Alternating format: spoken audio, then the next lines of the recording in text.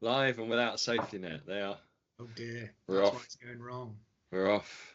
We're off. You okay? Cheers. Yeah, very well. Good to see you. Oh, cheers. Yes. Yeah. There we go. I think mine's Decaf. yours decaf. Yeah, exactly. Decaf tea, never surrender. Yeah. Fully caffeinated tea for Good me. to see you for colleagues in Germany. But you all right? Very well. Yes. Good. Yeah. You're back home. I'm home, and raring to go. Time to get into another one. You got one for us tonight? Yes, I have. So without much ado, we'll get into it. Obviously, the last one we watched, there was lots of it was the sort of the build up and the lead in and sort of, you know, tactics and stuff. So flip that around again. It's relatively short and sharp. Cool. So you might want to watch it once or twice. Yeah. Let me try and share the screen. Yeah, no, the last one was good. I mean, we had loads of views for us. Yeah. And I saw there was a load of other kind of videos came online around the same time or after us, analysing the same clip. So it's obviously a viral clip that lots of people in the kind of self-protection industry picked up on. So yeah, it was good. You heard it here first. Yeah. Kids. Good. And I listened to a couple and some similar points to the stuff we were saying. So I think it was a pretty straightforward clip. It wasn't didn't really require a huge amount of insight, but good to see people sort of identifying the same sort of things. But yeah, good. Ready when you are. Fire away. Right, let me try and see how we do here. Share a window.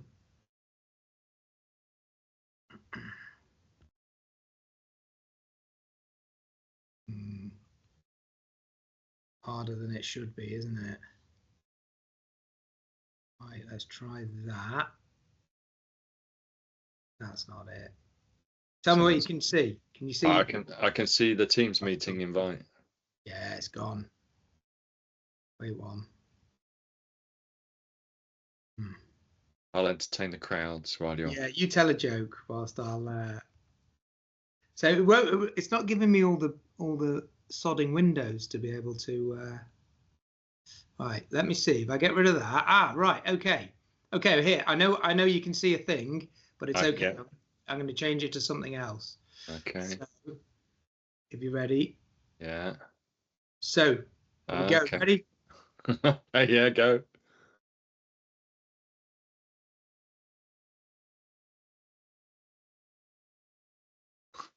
Oh dear.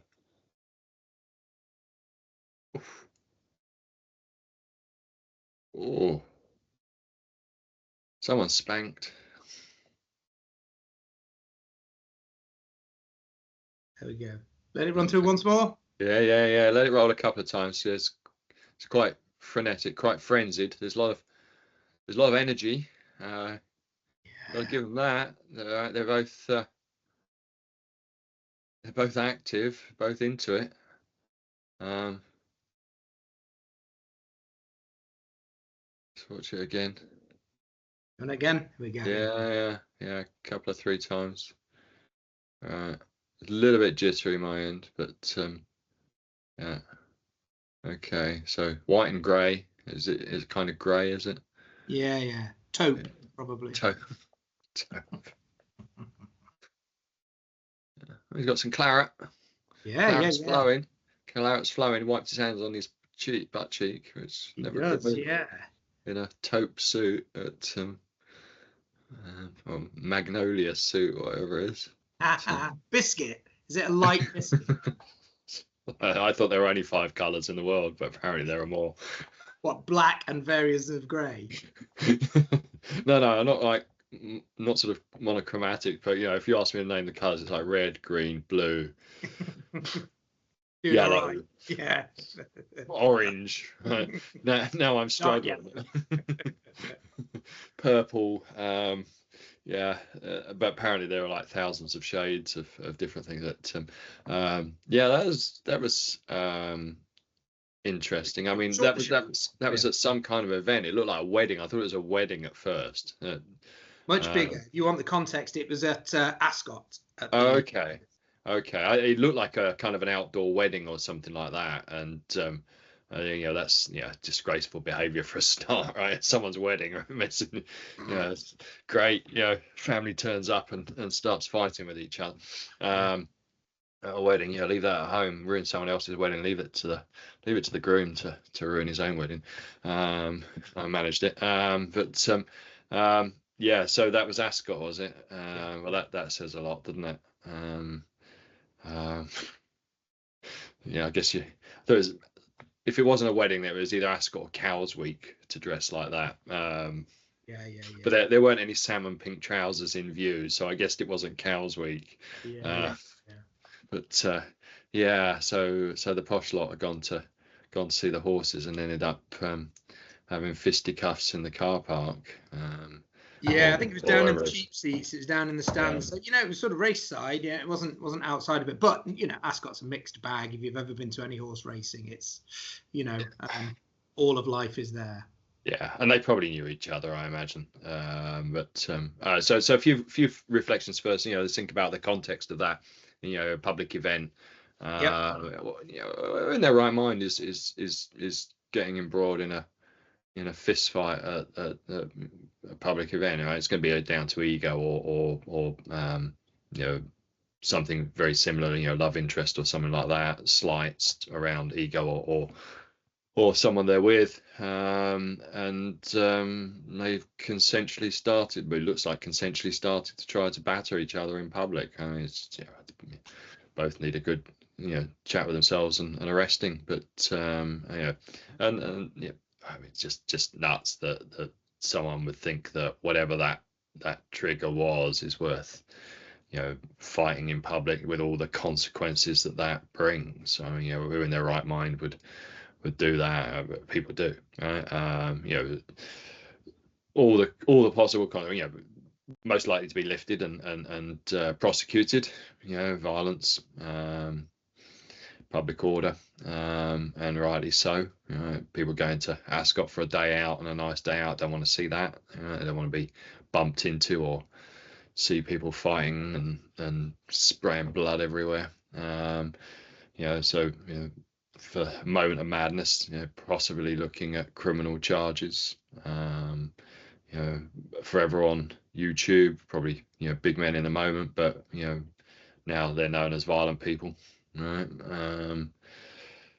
What's the game there? And the other kind of stuff that it just only takes one of them to fall over and crack his head. It looked like one of them clubbed him down, right, back of the neck, onto the pavement, crack his head. One punch can kill, as the adverts used to warn. And he's looking at a manslaughter charge or worse, right, for a moment of madness.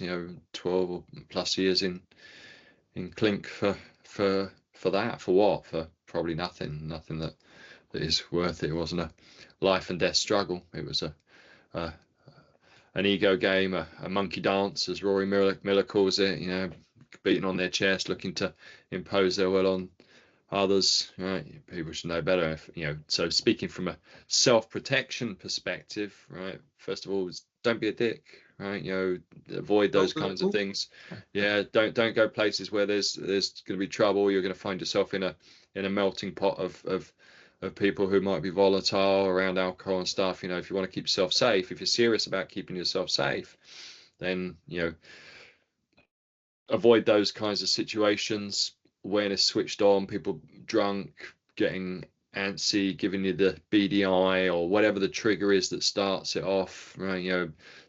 Looking at you because you inadvertently looked at his girlfriend or whatever it is, or a bit of beef from people that know each other. Exit that situation, try and manage it, try and calm it down. Don't get into a fist fight if you can at all possibly avoid it like that. I mean, didn't look like an out and out attack, someone robbing you or just jumping you from that perspective. So I think there's a lot of stuff that could be said there about kind of proper behavior, avoidance, understanding your own triggers, probably fueled by alcohol, and understanding your triggers around alcohol, and avoiding kind of consuming too much alcohol and becoming much poorer in your judgment of these things and doing things that you'll end up regretting. Awareness of who else you're with, or the action of and behavior of strangers, so that body language kind of stuff that will give you an inkling of what's occurring. Taking the decision to exit before it starts, and yeah, just generally a kind of a path of avoidance could have prevented any of that nonsense and the possible consequences that it brings. Trip to the court, criminal record, breakup of relationships. Maybe someone doesn't want to be around a bloke that's aggressive and violent. Friends, all those kinds of things. So yeah, I think there's a lot to be said from that. I think the other perspective is forgetting the context. In a physical sense. Yep. Right. It was a fight. It was a symmetrical thing. It wasn't a self-defense situation. It was two blokes going toe to toe and swinging on each other with a fair bit of energy. Right. Yeah. They were both throwing. It reminded me a little bit of it was fairly uncultured, and it was clearly fueled just purely by anger. Right. So they're both seen red and were deciding to stand and punch each other out. There was no skill particularly involved. It reminded me just of kind of basic milling drills. Put a pair of gloves on and just wail away, and don't back up if you get hit. Just try and keep on going until one of you gets knocked down.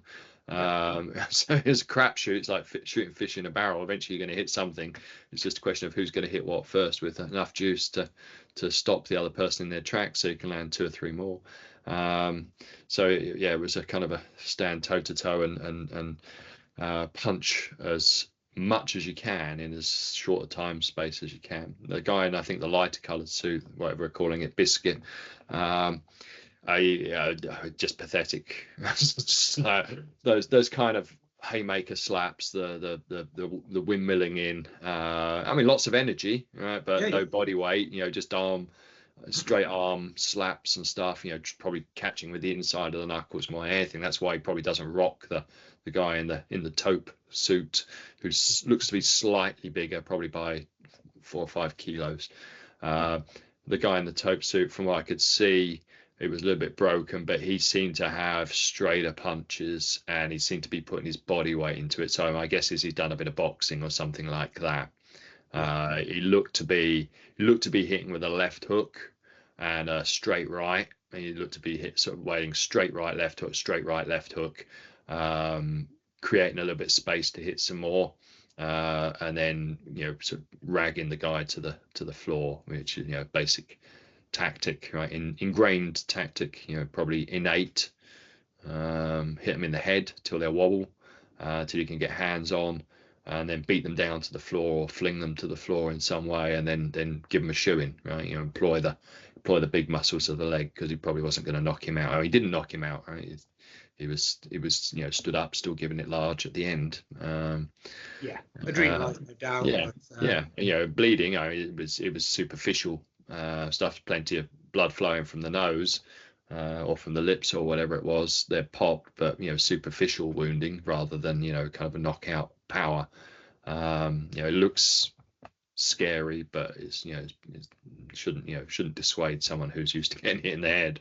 The fact that their nose is just sore and bleeding, it's stinging like hell, but you're not knocked down, not knocked out. And so he looked a little bit more cultured. It reminded me of that kind of adage that the average man overestimates their ability to fight by about 5,000%. Right? You had to put them on a skill level of 1 to 10. Put Biscuit on 1 and the other guy on 3.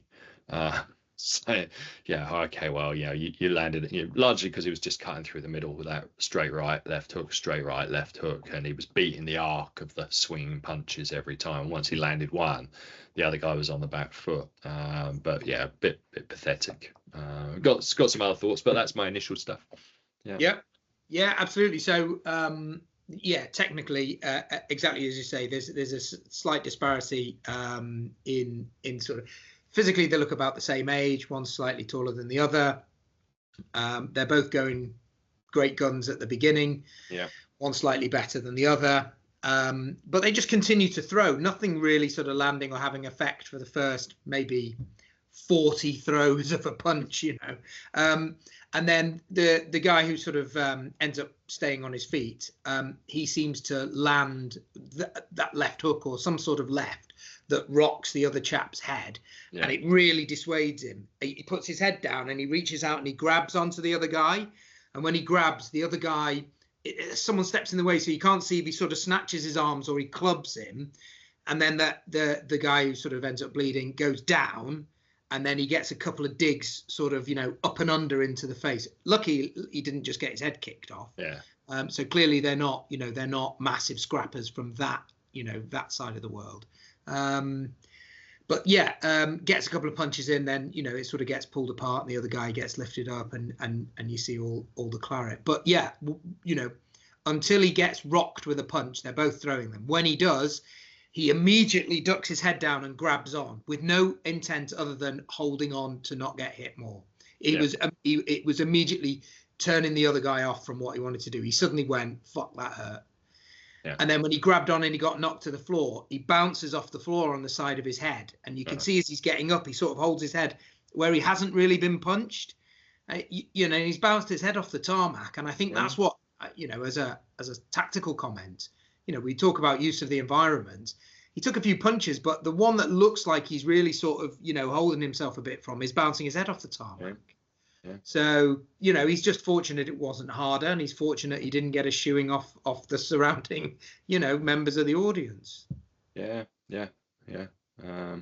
some good points. It was a little bit difficult to see was the kind of the third party got involved across the camera lens, but it did look like he had sort of beaten him down to the floor. Something looping or some drag of the arm. Some sort of club down or drag down, you know, just innate, and you know, would probably have gone to kicking if he'd, you know, he was so amped up in the fists at that point. You know, he was just swinging wildly as he, you know, he's been swinging for 10 seconds by that point, whatever it is, probably 5. And so he continues to swing with the fists because that's what I think the training probably is in boxing or something like that, and he's not ready. He's not thought about kicking him yet, but that will come at some point. I would guess, you know, that he would transition to the legs. I know. I thought it was fairly poor, and it was just rage fighting. Right, it's two dudes that lost their temper, and they're just standing there wailing at each other. And I think that one of the key lessons from that is, you know, again, context aside, you know, we're just thinking about the pure physical element of that, which is, you know, just like this idea that, you know, just be super aggressive, right? All you've got to be in the moment is super aggressive. The most aggressive one wins the fight. Well, actually, in that case, they both look pretty aggressive to start with, right? It didn't look like one was, you know, sort of trying to placate the other and then it kicked off and he fought back, right? They both basically agreed to have a scrap, right? Whoever launched the first punch, but they were both into it. They were both aggressive.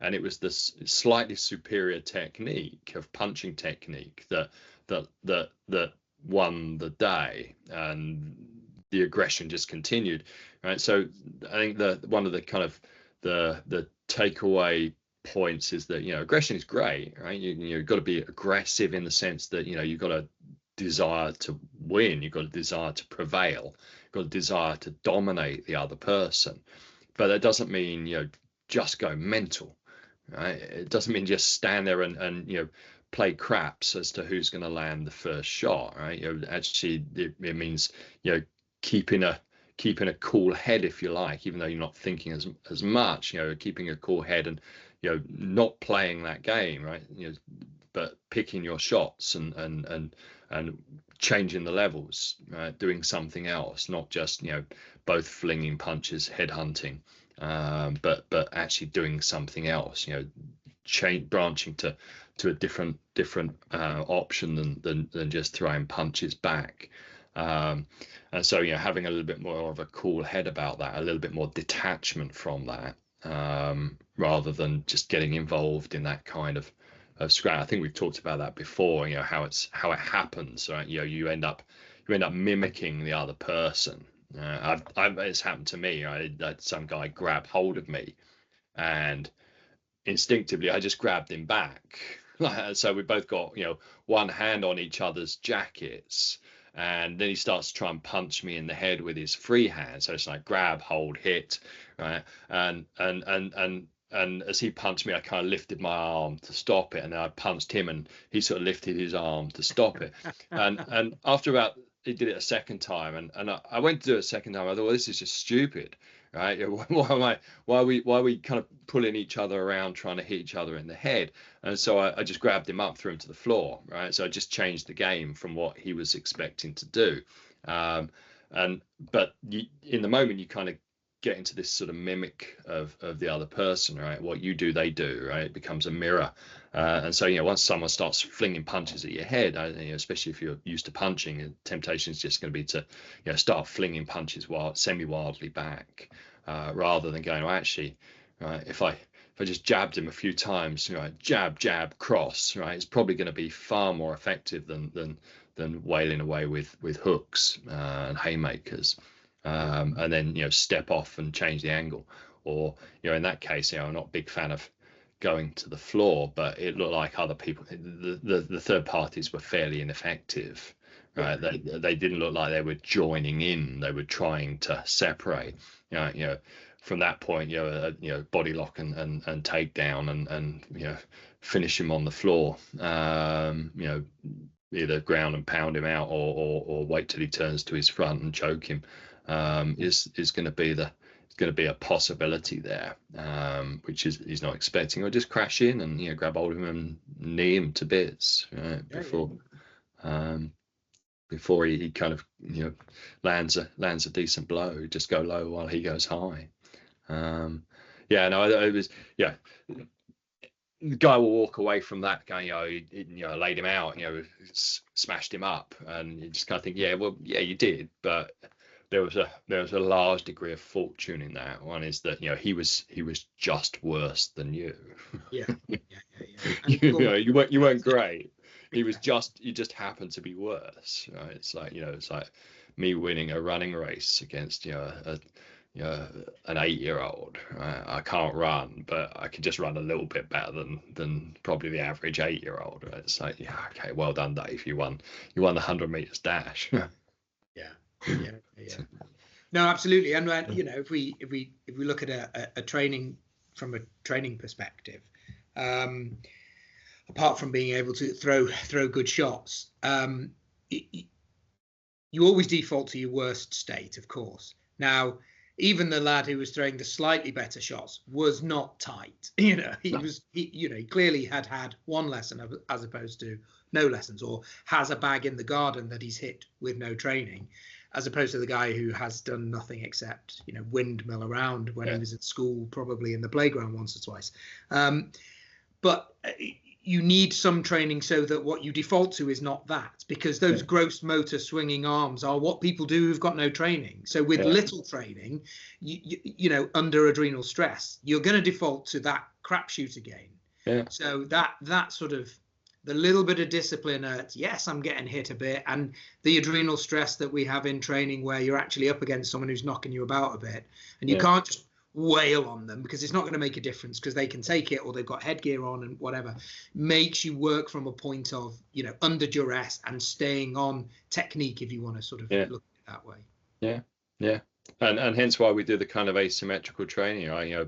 Pad people up and say, right, all I want you to do is wail on your partner. I want you to hunt them down, stalk them down, swing as many punches as you can, right?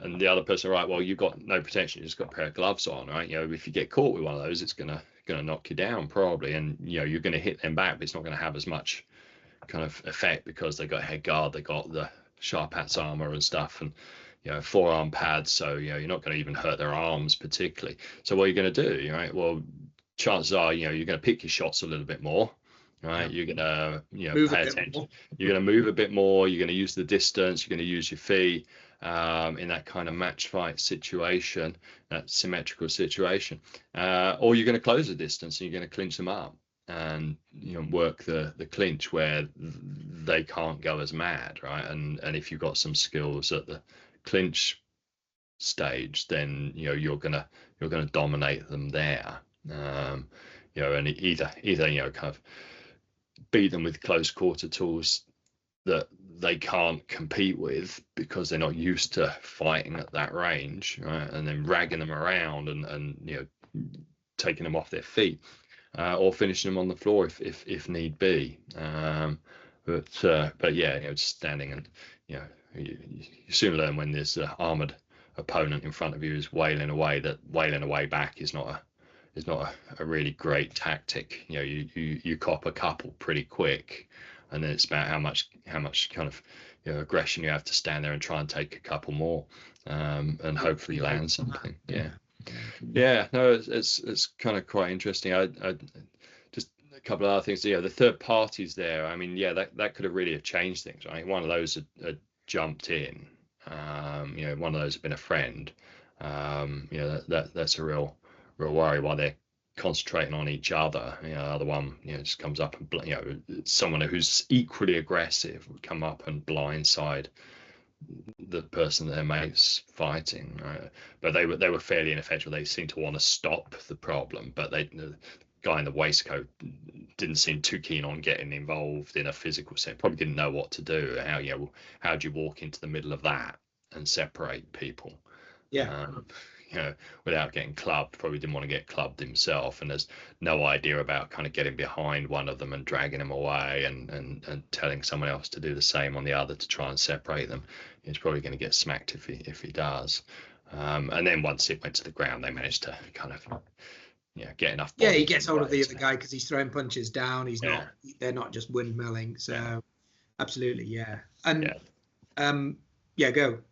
I was going to say, so that from that perspective, they were well-meaning but fairly ineffectual, rather than malign intent, with the other guy's mates, right? So they're fairly lucky from that perspective, well-meaning but ineffectual, rather than an enemy on the field. But also, even well-meaning and ineffectual people can be a real hindrance. If you're one of those people and you're trying to defend yourself against some dude that's just kicked off, and those third parties, those bystanders are trying to separate things out of great intentions, right? They don't want you to be in trouble. Well, actually, they're more likely to get you hurt from that, right? More like, even if they're your mates, they're more likely to get you hurt if they don't know what they're doing. And if they're trying to stop you and not stop him, right, then they're effectively making you work against two people. They're tying up a limb, or they're keeping you static. While the other guy's got a free hand to do anything. Again, that's why we do the sparring, where someone's trying to stop you from fighting, and the other guy's like, well, it's Christmas, right? Why should I wait? I'm just going to wail in over the top and punch around them and stuff like that. So it's free target. And in that case, you got to make a decision. You got to start shouting at them to leave you alone. And if that doesn't happen, then you got to fight both of them. You've got to get rid of them. You've got to get rid of him, so you can deal with the main problem. Friends can unfortunately turn out to be unwitting kind of impediments to your own self-protection. Yeah. Absolutely. Just back to your sort of first point of assessment of the situation and everything. Obviously, I'd watched it and had seen it was Ascot. I did look. I couldn't find any more footage, so I didn't see where it kicked off. But I think that's irrelevant. You can see that it's sort of they're both complicit in it. Yeah. Where has that come from? Well, from experience, I lived up in York. Was barracked up in York for 3 years, and the York races are up there. There was never more trouble in the town than when the races were on, because it doesn't matter what part of society you're from, you go to the races and it's a big day out. Now, you've either got a few quid and you're in the nice stalls where the Bollinger is being passed around free, and you make the most of it, or you haven't necessarily got a few quid and you're there and you just you're making the most of it because it's a dress-up event. It's a big day out. You'll bring the missus. You'll go as a group of friends. You'll make a big thing of it. So there tends to be outdoors with the sun. It tends to be an extended period of drinking. Daytime drinking is always an absolute killer for me. I mean, I want to just go to bed by about 2 o'clock, but you can power through these things, of course, and leave you worse for wear. And then you've got the excitement, and then the potential sort of downsides of you're betting on these things. You're putting your money up and losing it potentially. So you've got the stresses of it costing you something, the sort of the ego hit of you losing, the ready access to alcohol, and the acceptance that the races are always a bit of a piss up. They just are. And then you're outside and you're drinking for an extended period of time. No matter how well you dress up, you know, you get to a point where, yeah, you lose self-control, or those around you do, and you end up in the mix just by, you know, guilty by association with being there. And taking an assessment before you go, you know, you mentioned, like, have a look at yourself. Are you a fucking hand grenade when you've had more than a couple of beers? You'll know if you are. You know, if you're watching this and you know you are, choose wisely. You know, if you go and you're going to get absolutely blottoed, you know you're putting yourself front and center for risk. Yeah. But you also can assess that situation and think, by the last races of the day, everyone's going to be carted. All the trains and the buses out of there are going to be full of really carted people. And all the ones who are really on it and have made a few quid and are buying bags of stuff and going into town all nightering it and buying more champagne are equally going to be an absolute wreck. And none of these people you want to be around willingly, unless you've sort of weighed up the consequences and realized that, you know, trouble comes of that. And there was, honestly, it was the worst days out to go for a drink in York ever when the races were on. There was trouble everywhere. You know, you'd have, you know, 40-year-old women fighting with, you know, 20-year-old blokes outside of Wetherspoons at midnight, you know, still dressed up to the nines, but all in sort of a slightly disheveled state of 10 hours of drinking.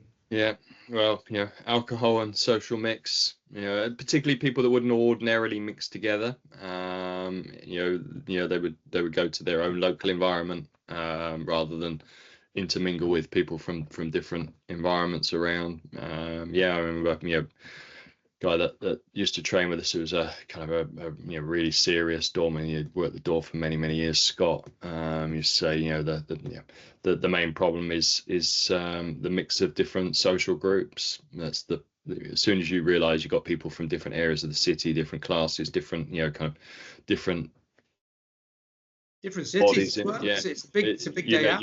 You know that there's going to be misunderstandings and aggravation, right? Because the rules of interaction, not just the familiarity of knowing people, but the rules of interaction between different people from different groups. You know, what's taken as an offence, what's taken as a slight, what's taken as a joke, what's taken as not. You know, that understanding is not necessarily there, and these things can be misinterpreted, right? And you know, what would be just a, you know, kind of a sarcastic joke which would be laughed off somewhere can be taken as, you know, deeply you know, insulting and grounds for fighting. And the whole process of that build up can be misunderstood, right? You know, people can think that there's, you know, there's plenty of time to go before it gets to the physical element. You know, they can tell you what they think, they can remonstrate with you, and they can do all this kind of stuff, and they can assassinate your character or the way that you look and all that kind of stuff, but that draws no physical consequences. Whereas for the other person, right, someone comments on the way you look and the way you dress or the way you speak or how your hair is, and that's a punch in the mouth. Absolutely. And those kinds of things, you know. The book FTW Self-Defense by C.R. Jane, he has a great line in there which, you know, says something about it's basically middle-class enclaves, right? The modern morality is you know, certainly in the media is kind of formed by sort of middle-class enclaves, you know, who learn their kind of, you know, learn about the lower classes from soap operas predominantly, and who think, you know, you can be as vindictive and nasty verbally as you want, and there's no comeback because the thought of actually striking someone is, you know, is just so deeply abhorrent. But then they come up against someone that doesn't share that view, right? They come up against someone who, you know, is used to, you know, being told off in a physical sense if they step out of line, and those two perspectives just don't meet, right? And so that's a real problem. I was reminded of there was an American comedian whose name escapes me. He does this kind of skit where, you know, I come from New York, and he said, I went to see my friend who was living down in Missouri or Texas or somewhere like that. He said, and we were at this bar, and his other friend was there, and his friend had a Stetson on or something. So I made this gag about the Stetson, and the guy just punched me in the face, like knocked me down. He said, well, what happened? What happened to all the discussion, right? Because if I'd said that in New York, right, we would have had 10 minutes of going, what did you say to me? What did you say? What was that you said? Did you say that to me? You talking to me when you said that? And do you know who I am? Who the hell do you think you are? Do you know who I am? And it would have gone around and round and round and that. And then there would have been a bit of shoving, a bit of pushing, a bit of slapping. Then they would have gone outside. There would have been some more of that. And then someone would have held them back.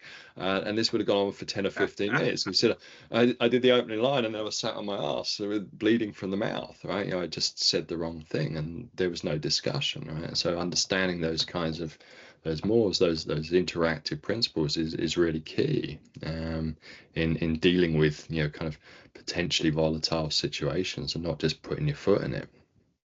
Yeah, absolutely. Yeah, definitely. And the class, that class structure, apart from that regional difference, that class structure as well, it's very, very different. The more perhaps working class, the harder working you are, the more working class, families, you tend to get your ear clipped a little bit, when you're growing up, that'll stop, that'll tell you that you're doing wrong. It doesn't need a, now then, Quentin, how are you feeling about, not eating your blueberries and whatever? It's a little clip to the back of the head, and you've been told.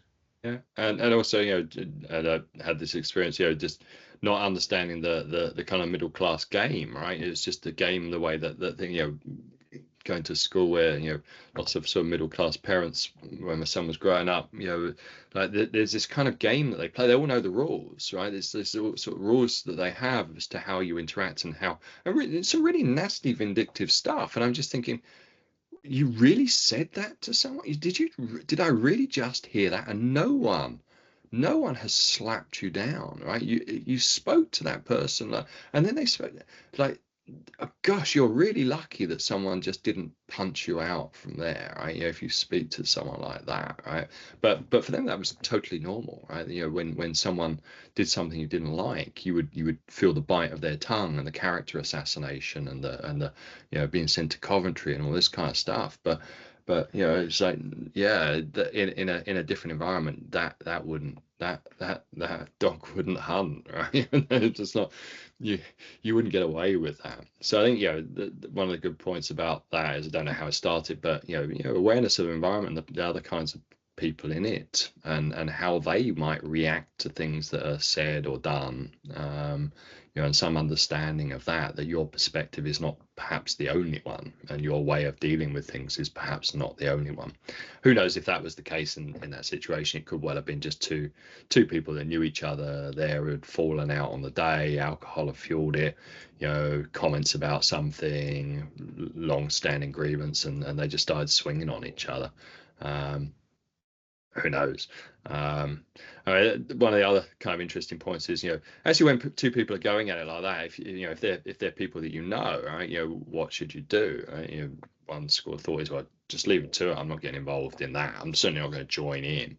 If they're stupid enough to start fighting in that sense, sure. If someone's attacking someone you're with, right, self-defense and the defense of them as part of self-defense, can defend someone and claim self-defense, right? Self-defense does not just apply to oneself. If someone you're with is being attacked, then you can defend them under the laws of self-defense in the UK.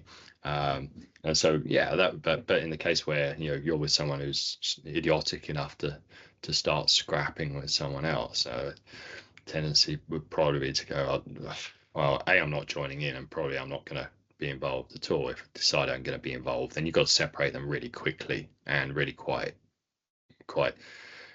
dramatically. Without it looking like that you're actually joining in. So if you start booting them, right? Yeah, maybe one way of entering into that is to put a big stomp in and separate them by blasting one out the way, and then grabbing hold of another and trying to keep them apart, putting one on the floor and keeping them apart. But that carries risks. It might just be shooting yourself at that point. So yeah, it's a tough one, especially if there's two fighting and not sure what the rest of the group are going to do. You might be trying to be the peacemaker, and his mates suddenly think that you're joining in, and they think, well, in that case we're joining as well, and then you are fighting, and then you are embroiled in it, and you are answering a charge yourself, and if you booted someone, it looks like you're fighting. Yeah. Up behind, control, fling him away. Try and not let him get hit too much as you're doing it. Calming words, but I don't know what you think, whether you would intervene in that sort of situation. Not with strangers. With strangers, no chance.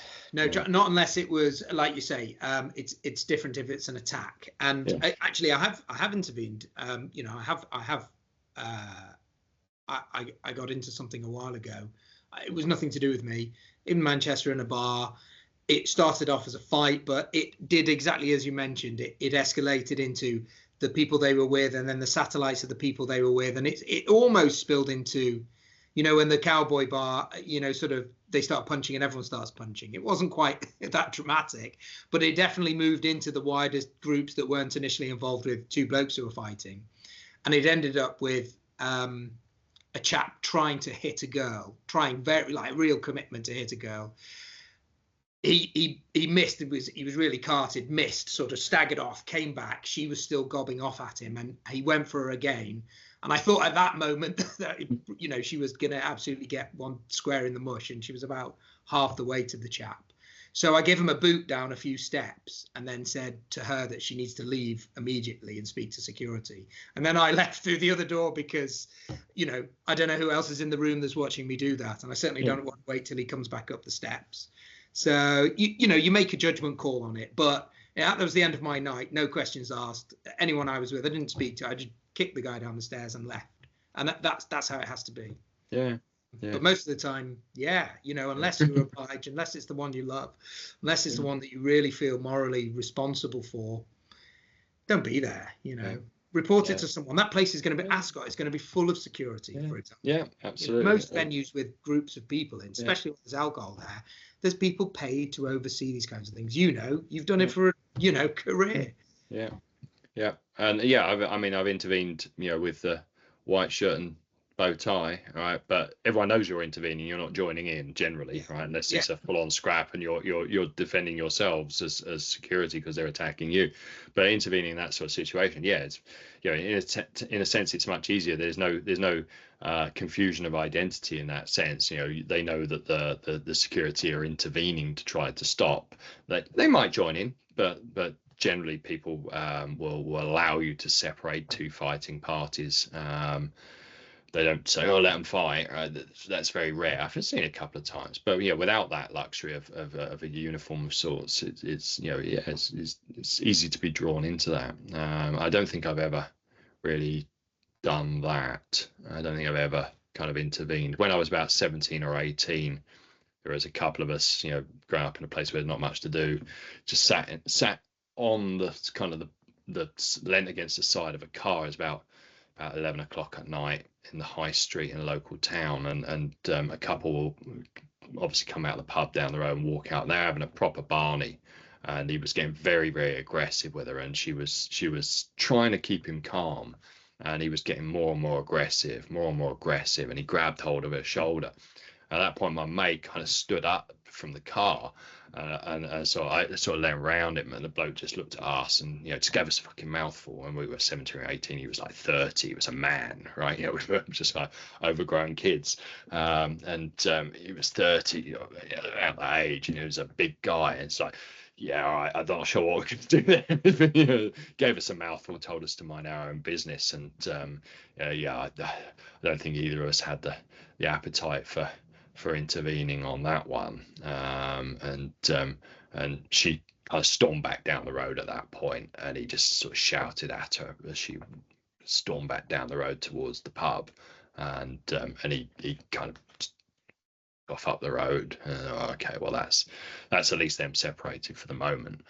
So I don't have to worry too much in the moment there, but that's the kind of closest I think I've got to that in Civvy Street. Yeah, you so take a decision. You don't want to put yourself in the firing line. You know, it's not. You know, I there's been a couple of times that I have.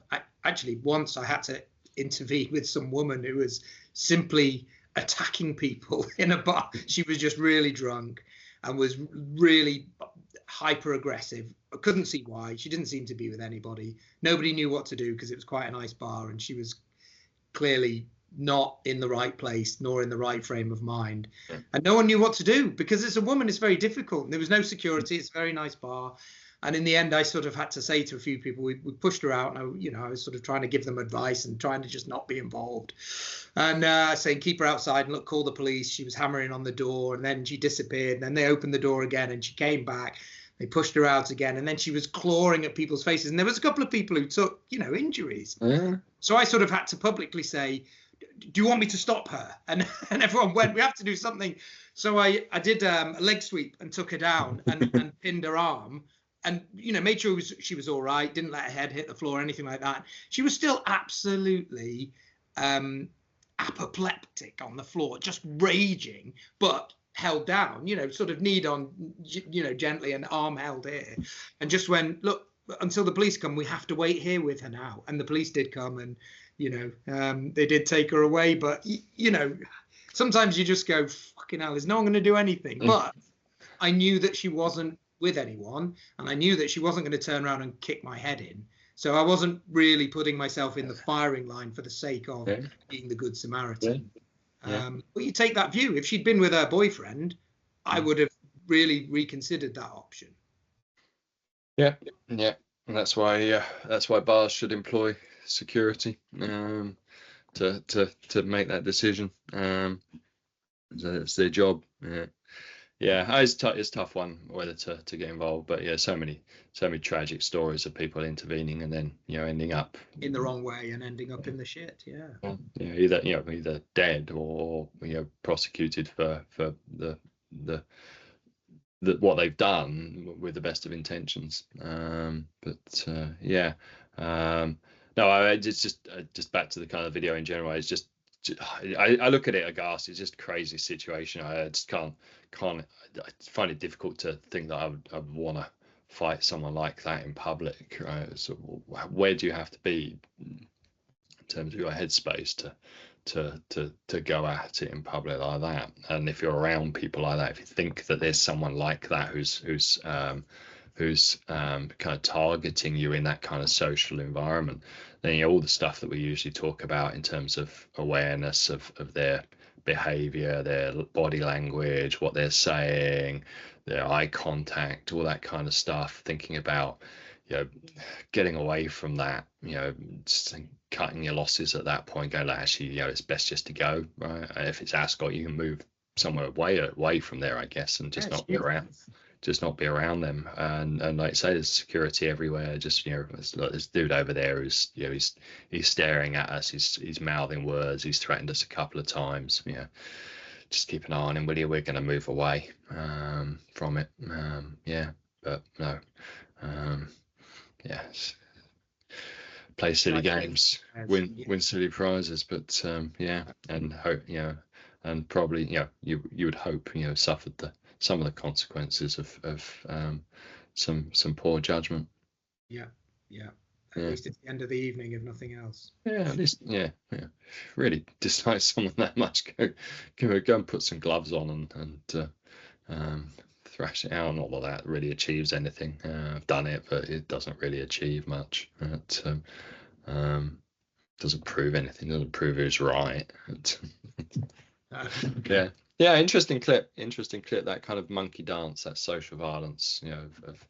And you just got short circuit it. Just don't play that game. Don't get drawn into it. Understand what's going on. Understand it's a game. Understand someone's winding you up, and you're allowing yourself to be wound up. Right, you've got to have that self-control, not to be wound up. That self-control, not to give into alcohol and drink more and lose your natural barriers to acting like a fool. And remain in control of your wits and your judgment. What is it? What is it Nietzsche said? If you think somebody is ruining your life, they are. It's you. Yeah, it's true. It's true. Well, I was actually thinking of Musashi, the legendary swordsman, Book of Five Rings and so on. Who basically never kind of played the game of his adversaries, right?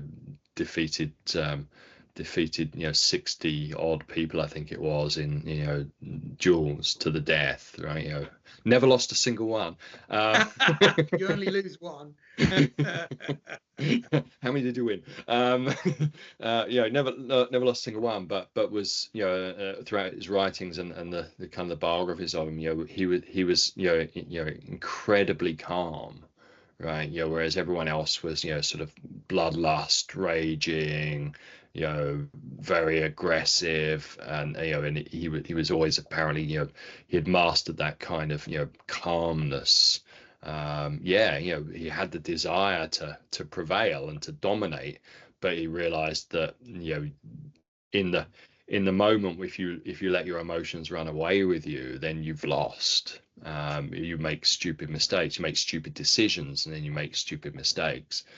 So you gotta maintain that calm. You gotta practice that calm. And through experience, through training, through subjecting yourself to hardship. Through subjecting yourself to difficult situations and making tough choices and thinking about them and pondering them and stressing about them, so that you make sensible choices, such that when the opportunity comes along to do what you have to do, then you're much more in control of yourself, than the other person is. Neither of those were in control of themselves, but if one had been in control, then it probably would never have happened in the first place. But if it did, then they'd been in a much better place to take advantage of that. So no, Musashi came to my mind, the way he set up the situation to his benefit and remain so calm that it would confuse, annoy, or distract the opponent, who would then become more apoplectic, or more enraged, or press the attack harder, or whatever it is. Good point. Good. There we go. There's a snapshot of life at Ascot. Don't go in the cheap seats, kids. Yeah, never been, never will. Not mine. Good. All right, my turn next. I'll think of something. I'll try and find something a little bit different for next time. That was a good one, very different to the one before. So we'll mix it up a bit. Happy days. Good. Talking. All right, I will catch you soon. Catch you around. Cheers, buddy. Bye.